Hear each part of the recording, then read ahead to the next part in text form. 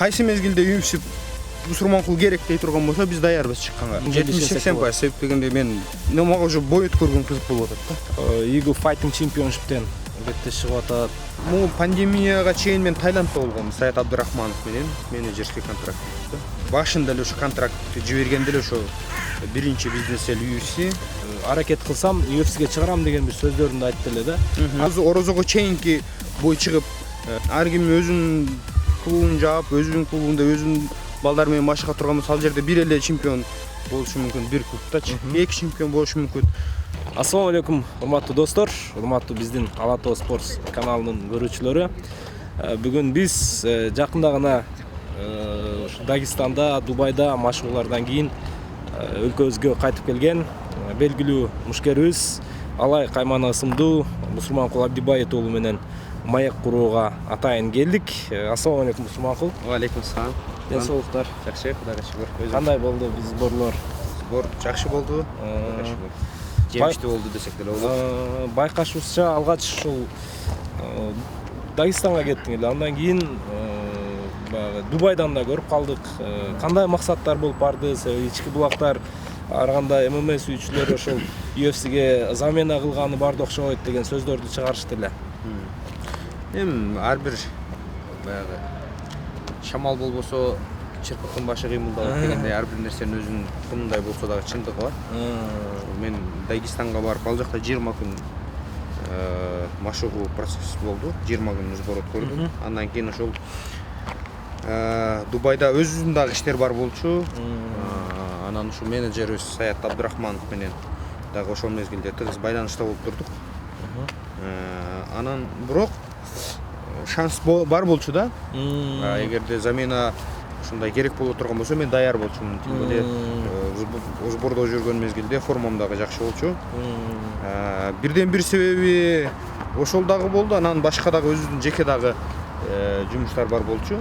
Ошо два в одном деп коет го орусча. Ошондой барып келдик. Бирок ал жакта дагы ошо жакшы машыгуу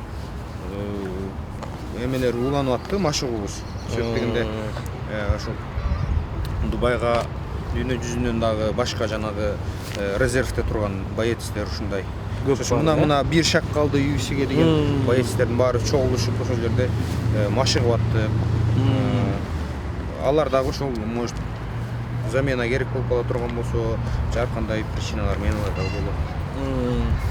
Жакшы, анан негизи баягы эң бир глобалдын титулу үчүн чыга турган болдуң эле, өздөрү да официалдуу түрдө айткан. Бирок байкашыбызча каржылык качылыктардан улам азыр уюм бир аз кыйын абалда туруп турнирлерди уюштура албай калды окшойт, Кандай маалыматтарды берүүдө өткөрөт экенби же Мусурманкул эми сен бошсуң өзүңдүн кийинки жолуңду уланта бер деген сөздөрдү айтыштыбы? Эми бул суроодун эң башкы булагы баягы элдер баары берип аткандай, мына мисалы үчүн көп убакыт эмнеге мушташпай калдың, эмне үчүн баягы октагондон сени көрө албай атабыз, кандай себеби бар деген суроо болуп атат да аягында келипчи. Эми могу пандемияга чейин мен Таиландда болгом, билесиздер да. Сбордо ошол Таиландда машыгуу аябай жакшы болуп, дайындыгым жакшы эле. Ошол мезгилде Сочиде уже М1 глобал уюму белгиленип аткан. Турнир өтөт депчи. Ошол жакта мен чемпионский кругга мушташмакмын. Турнирге бир ай калайын деп калганда уже пандемия башталып кетти. Анан Кыргызстанга мекенге кайтып келдик. Ошон менен 1 жылга чейин чозулуп кетти да. Тыныгуу алынып кетти. Кийин пандемиядан кийин дагы баягы калууна келүү, баягы пандемия учурунда биз залга барып турнир кылган жокпуз, полноценный только эле үйдө эле үй условиясында гана машыгууларды өткөрүп жаттык да. Анан ошон андан кийин деле пандемиядан кийин деле мен үйдө уже жакшы полноценный тренировканы баштап, титульный бойго дайынданып баштадым да, уже может болуп калат деген үмүт менен. Азыркы убакта уже М1 пандемия болду, андан кийин ушундай бир каражатпы же кандайдыр причиналар менен ушул М1 глобал турнир өткөрө албай калыштылар да. Анан негизинен деле ошо М1 глобал менен түзүлгөн 2 жылдык контрагыбыз дагы чейине жетип, убактысы. Контрагыбыз азыркы учурда жок. М1 глобал уюму ошол өздөрү дагы жана Вадим Фелькенштейн президенти дагы айткандай, кайсыл жерде кандай биринчи турнир өтсө сага пояс коюп беребиз деген үмүттөндүрүү сөздөрүн дайыма айтып атышчылар да. Бирок алар өткөрө алышкан жок. Ошол себептен кийин биз акыркы убактарга чейин матчмейкерлер менен байланышта болуп турдук Эмадин Глобал. Что пока азырынча ошол турнир пландалбай атат дегенине байланыштуу. Анан кийин биз дальше алдыга жылуу үчүн Саят Абдрахманов менен менеджерский контракт түздүк да. Эгерде Эмбир Глобал кайра турнир өткөрүп калса, чемпионский беттеш береби? Эми сен башка уюмдарда деле убактылуу беттештерди өткөрүп жүрсөң. Ооба. Себеп дегенде мен мисалы үчүн 5 беттеш өткөрбөдүмбү. Ошо чемпионский бойго келип, ошол жерде токтоп калдык. Эгерде Эмадин Глобал кайрадан турнир өткөрө турган болсо, кайрадан жанданып кете турган болсо, Эмадин Глобалдан биз контракт алганга деле даярбыз. Себеп дегенде Эмадин Глобал контрагың бар болсо деле одновременно UFC менен келишим түзүп, ошол жакта UFC менен дагы иштеше бергенге, UFC-ден мушташа бергенге варианттары бар да. Эмадин Глобал менен UFC-нин ортосундагы соглашениясы бар. Ошол себептен дагы биз Эмадин Глобал эгерде өткөрүп кала турган болсо, аларга деле кызык. Мен чемпионский менин боюмда өткөргөнгө, анан биз үчүн деле Эмадин Глобалдын курuna мушташуу аябай кызык. Маанилүү, маанилүү. Жакшы, эми менеджерлик ушул келишим боюнча сөз кылалы. Казакстандык азыр эми жакшы эле таанылып калды. Саят Абдрахманов бул эми жаңылбасам Ruby Entertainment компаниясы, эми эл аралык аябай күчтүү компания болду. Ошол менеджер менен келишим түзгөнүң жөнүндө айтсаң, качантан бери таанышсың Саят Абдрахманов менен? Саят Абдрахманов менен бир 2 жылдын жүзү болду таанышканыма. Анан ошо Таиландка барарда дагы бирден бир себеби ошол Саят өзү дагы келбейсиңби деп бир мындай машыгуу жактарга жеңилтиктерди залдан сүйлөшүп, бир мындай байкап көрбөйлүбү дегенден барганбыз. Ошол жакта деле переговор болгон өзү. Биз менен контракт кылып иштешпейсиңби деп. Бирок ал өзү дагы убакыт берген да. Эгерде эме боло турган болсо, убакыт берем, ойлонуп көргүлө деп. Анан бизде Эмадин Глобалда мушташып жүргөндө Айбек Мусаев мага менеджерлик кылып жүрдү.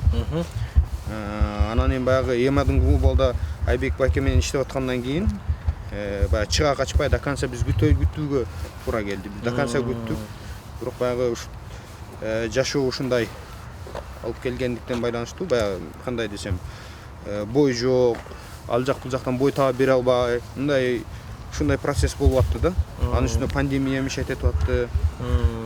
Анан азыркы учурда ошол командабыз менен сүйлөшүп, Саяттын кылган предложениясын биз кабыл алып, контракт жиберген контрагына кол койдук.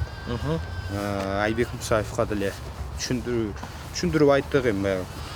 Дальше биз ордуда эле тура бербешибиз керек да. Эмадин келе такалып тура бергенде дагы бул өзүнчө бир артта калуу болуп калат да. Ошон үчүн бизге азыр эң кымбат убактыларыбыз өтүп кетип атканга байланыштуу алдыга жылуу үчүн ушул шартты кылдык да. Жакшы, анан негизинен кандай баягы максаттарды койдуңар эми Саят Абдрахманов менен? Аны биз жакшы билебиз. UFC-ге дагы түз мушкерлерди алып чыгып жүрөт. UFC менен дагы тыкыр байланыштагы менеджер. Башкы максат менен ойымча ошол UFC болсо керек. Албетте, бул UFC-ни кайсы мисалы үчүн MMA чөйрөсүнө келгенден баштап эле ошо биздин эң башкы максаттарыбыздын бири ошол UFC лигасына кирүү. Ошол жакта баягы мекенибиздин желегин, кызыл желегибизди бир катар желбиретүү, ушундай. Анан Саят Абдрахманов баягы коомчулукка белгилүү болгондо, өзү күчтүү менеджер болгондуктан, ошол башында эле ошо контрактты жибергенде эле ошо биринчи бизнес эл UFC. Ушул UFC уюмуна жетүү үчүн ошол Саят Абдрахманов себепчи болоруна ишенип, биз ушул контрактка кол койдук да. Анан UFC-ге чейин деле бирок Саят деле азыркы учурда аябай ошондой варианттарды карап атат. Мисалы үчүн замена керек болуп калабы, же болбосо ушундай мен жөнүндө UFC-нин матчмейкерлерине уже информация берилген. Алар карап атышат. Бирок 2 жылдан бери простой болгонуна байланыштуу азыр саят менен дагы жакшы байланышып атабыз. Российский промоушендар, башка көп промоушендардан сунуштар келип атат да бизгечи. Анан ошолордун баарын карап атабыз. Эгерде UFC'ни деле күтүп турбай, ошо 1-2 бой өткөрүп турганга аракет кылалы деп дагы сүйлөштүк. Себеп дегенде кайсы мезгилде UFC Бусурманкул керек дей турган болсо, биз даярбыз чыкканга. Ага чейин биз башка турнирлерде деле бой өткөргөнгө мүмкүнчүлүгүбүз бар да. Жакшы, мен буга чейин баягы интернет аркылуу сүйлөшүп калганыбызды айтып калдың эле. Eagle Fighting Championship'тен беттеш чыгып атат. Мен болуп калса ошол жакта беттешем депчи. Эмне себептерден чыкпай калдың ал жакта? Эми 9 февралда предлагать эттилер да. Eagles'тагычы. Ушундай бой берели деп. Анын үстүнө мен мисалы үчүн 2 айлык машыгуу сборунан кийин беттешке даяр болчумун. Анан короткое уведомление деле айтып калыштылар, ушундай кылбайлыбы деп. Анан бизге условиялары кичине жакты. Менеджер менен кеңештик. Хорошо, эгерде бой бере турган болсоңор биз даярбыз дедик. Анан алар соперник издеп башташтылар. 1-2 соперник чыкты, бирок 1 күндөн кийин кайра отказ кылып салып атты. Биз соглашение берип аттык. Ошону менен жүрүп акыркы 2 күнгө чейин соперник издештилер да. Анан таба алышкан жок. Азыркы февралга чейин да демек. Азыр бирок Eagles менен эч кандай биздин келишимибиз же болбосо мындай бир сөз берүүбүз жок. Сөз түрүндө дагы эч кандай эме жок. Ошон үчүн жакын күндөрдө может быть Eagles эмес башка үчүн Fight Night, ECB, там One FC көп эмеспи? Океандын ары жагындагы дагы чыгарып жатат. Да, океандын ары жагындагы дагы организациялар дагы мисалы үчүн кызыктар болуп атат. Биз карап атабыз. Жакшы мисалы үчүн UFC'ден эгерде сунуш келип кала турган болсо, бизди кармабай турган контракт болуш керек. Ушундай, мисалы үчүн, же болбосо жалгыз бойго эле контракт түзүш керек болот. Гонорар жагы кандай болот. Ушундай конкурстер бар да. Ошолордун баарын азыркы учурда талдап атабыз. Жакшы, негизинен ушул Саят Абдрахманов менен келишим түзгөнүңдө баягы Айбек Мусаев дагы социалдык тармакта сага каалоо тилек айтып, албетте мушкер бир орунда туруп калбаш керек, андан ары жылышы керек деген сөздөрүн белгиледи. Бирок ошол эле Айбек Мусаев дагы буга чейин Бусурманкулду мен өзүм дагы аракет кылсам UFC'ге чыгарам деген бир сөздөрүн да айтты эле да. Аракет кылып көрдү окшойт ала жакшы эле. Эми мен да учурдан байланыштуу тоже Айбек байкеге да ийгилик каалайм. Албетте биздин иштешкенибиз, мисалы үчүн 2 жыл, 3 жыл иштештик. Ошол убакта эч кандай бир пикир келишпештик болгон жок.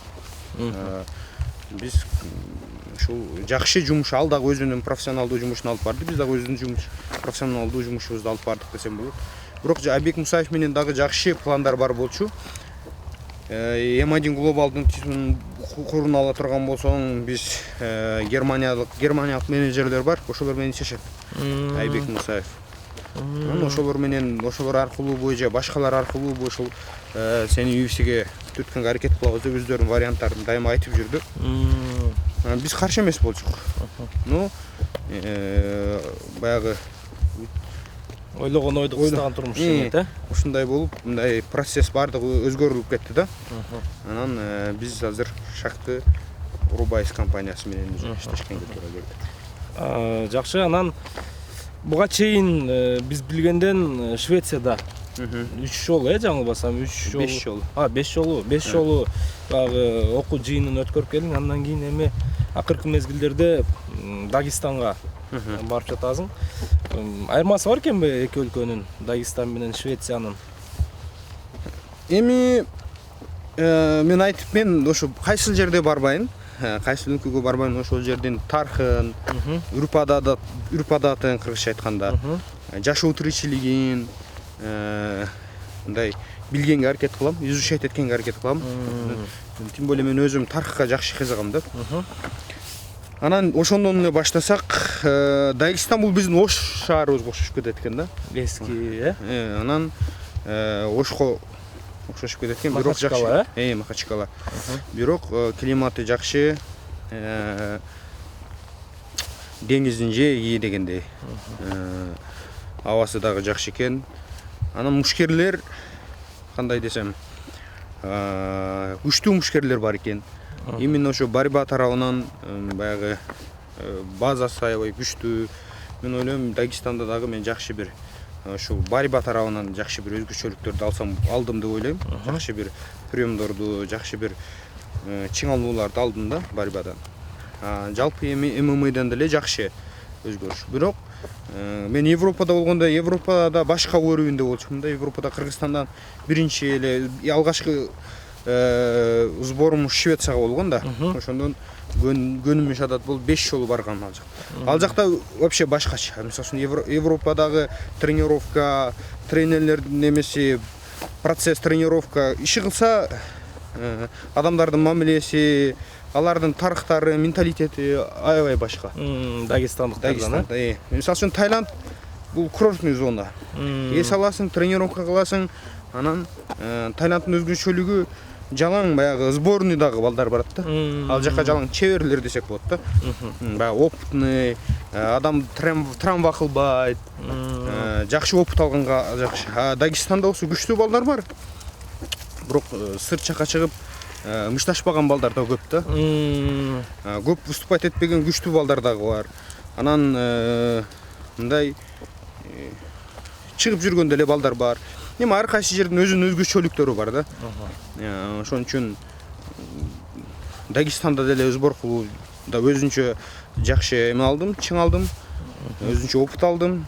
Швеция, Таиланд аларда өзгөчөлүгүн алдым да. Жакшы, бүгүнкү күндө дагы да болсо ушул Бишкекте Fighter KG клубунда даярданып жатасың да. Кандай максаттар болууда эгерде чоң лигалар менен келишим түзүлүп калса, келечекте буйруса? Ушундай эле Кыргызстанда даярдыктарды көрүүнү улантасыңбы же чет өлкөгө барып, чет өлкөдө ошол жакта даярданып, ошол жактан чыксам деген ойлоруң барбы?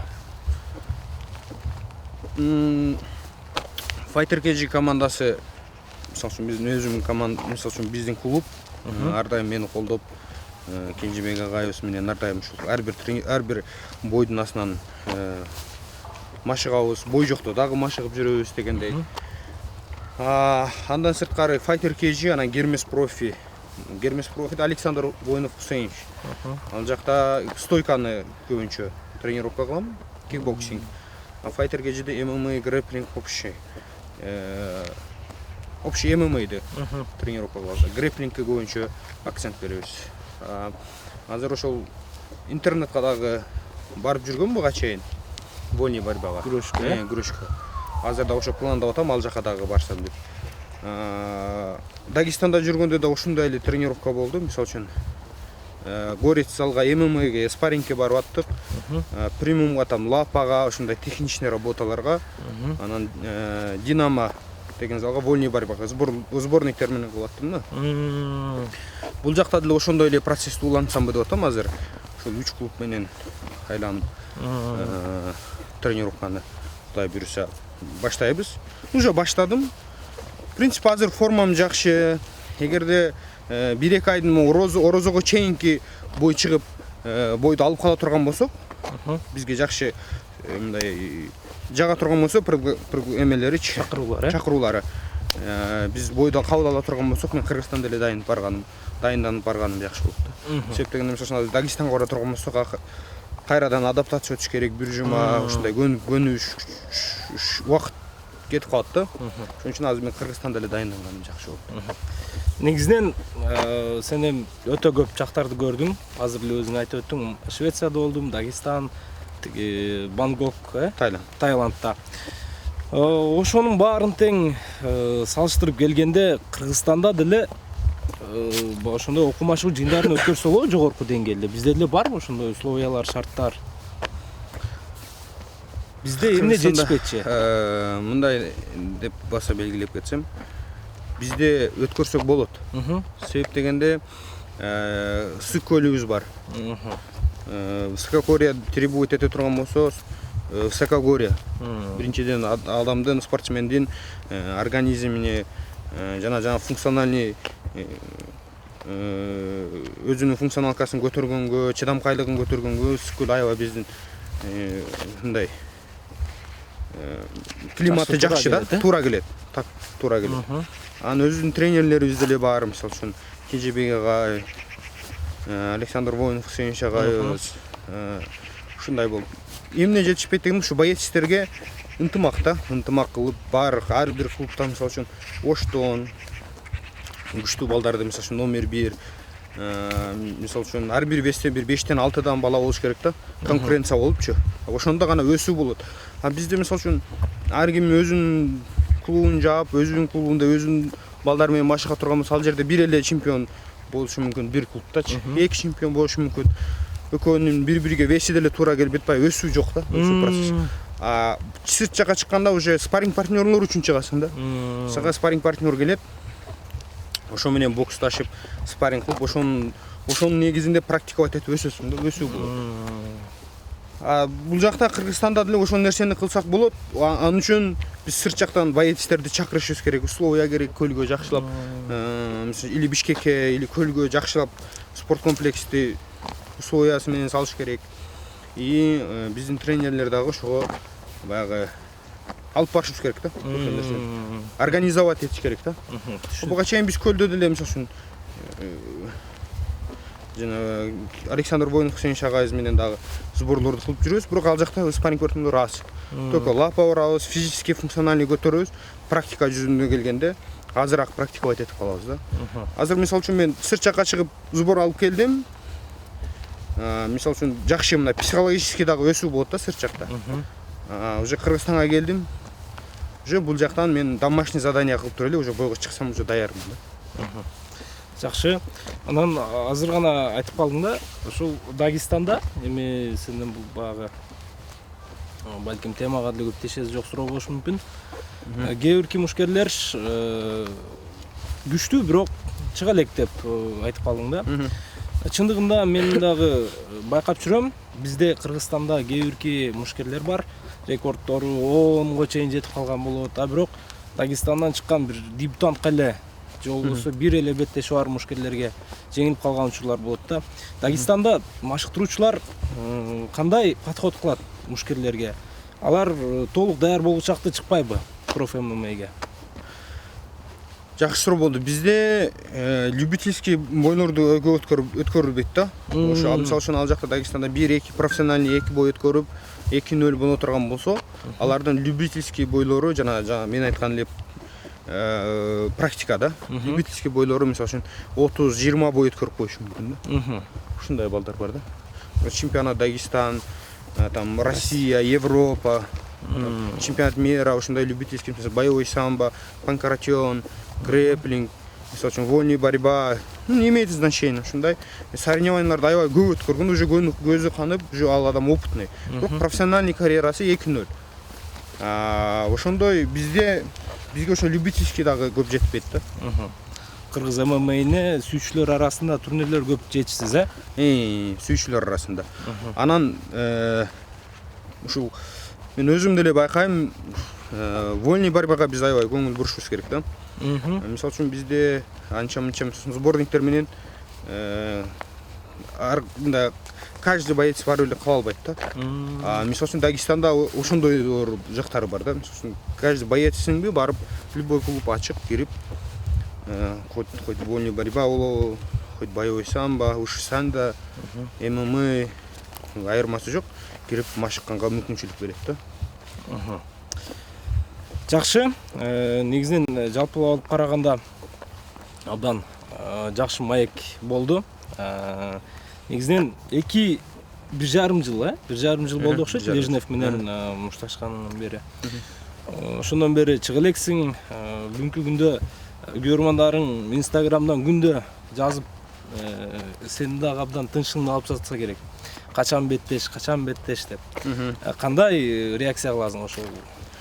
Мен туура эле кабыл алам, себеп дегенде менден бир кандай десем, надежда кылып магачы кыргыз элибиз күтүп ушул бала бир жакшы жактарга чыкса экен деген үмүтү менен дуасы менен аябай күтүп атышаттыр. Мотивация Наоборот, ушундай суроолору мага ушундай берип аткан нерселери мен өзүмдүн жоопкерчилигимди сезип мага мотивация берет. Анан ошол жана контракт түзгөндөн кийин дагы направлять этпедимби бардык менин көрмандарым. Менин менеджериме жазсаңар болот. Себеп дегенде мисалы үчүн менин жумушум жакшылап дайынданып, бойго чыгып, ишташып утуу да, мисалы үчүн. Менеджердин жумушу ушу контракт, ким менен мушташам, кайсы организациядан мушташам, бойлор кандай өтүш керек, UFC'ге качан кирем, ошолордун баары баягы менеджердин жумушу да. Ошон үчүн менин менеджеримден дагы көбүрөөк талап кылсаңыздар болот. Ушул мага берген суроолорду ага да берсеңиздер болот, мага да берсеңиздер болот. Биз өзүбүз дагы аракет кылып сүйлөшүп батыраак ушу көрмандарымды, кыргыз элибизди бир жеңишибиз менен сүйүндүргөнгө аракет кылсак деген азыр башкы задача ушул болуп турат. Усманкул, жакшы. Эми соңку суроолордун бири болсун. Жакшы сунуштар болуп жатат. Орозого чейин, Рамазан айына чейин буюрса беттеш өткөрүп калышым да мүмкүн деген сөзүңдө айтып өттүң буга чейин. Эми сунуштар болсо азыр сенде варианттар көп экен да демек. Кандай сени канчалык баягы ишенимдүү пайыздык көрсөткүчтө Рамазанга чейин октагондо көрүп калышыбыз мүмкүн? Канчалык деңгээлде ишенсек болот? 70-80%. Себеп дегенде мен өзүм дагы азыр даже ошо варианттарды карап көрөбүз. Эң жакшысын алабыз. Анан ушу менеджерим дагы там аракет кылып атат сүйлөшүүлөрүн үчүн. Мисалы үчүн алардын сунушун, булардын сунушун баарын карап мени менен кеңешип чогуу иш алып барып атабыз да. Жакынкы күндөрдө мен ойлойм жакшы жаңылык болуп, Кудайым буйруса. Азыр мен уже подготовкадамын полный. Келгенден бери тренировканы таштабай, наоборот, ошо улантуудамын да. Бой өткөрөйүн деп. Мага уже кызык, уже кайсы организация болот, кандай болот. Мага уже бой өткөргөн кызык болуп атат да. Самый главный. Ал жагын уже менеджер уже карап атат. Жакшы. Усманкул, ийгилик буюрса баягы ошончо элдин үмүтүн, ошончо элдин баягы мүдөөсүн күткөн сенден жакшы бир жеңиштерин кыргыз элине алып келесиң деген ниетибиз бар. Мен да өзүм чын жүрөктөн ийгилик каалайм, абдан ишенебиз сага буюрса. Кыргыз ММА көрмандары ишенип турат, UFC'де жакшы бир топ жарган мушкерлерибиздин бири болот деп. Мындан кийинки карьераңа ийгилик каалайбыз. Буюрса дагы жаңылыктар болсо маек куруп көрмандарга жеткирип турганга аракет жасайбыз. Урматтуу мекендештер, биз менен болгонуңуздар үчүн сиздерге дагы ыраазычылык. Каналга жазылыңыздар. Бүгүн биз мынакей Усманкул Абдибайыт уулу менен маек курдук. Буюрса эми жакынкы аралыкта жакшы жаңылык күтүп калабыз деген ниетибиз бар. Нурсултан, сага дагы рахмат, чоң рахмат. Мекендештер, жакшы калыңыздар. Нурсултанга, ана мага да жазып коюңуздар. Салам алейкум.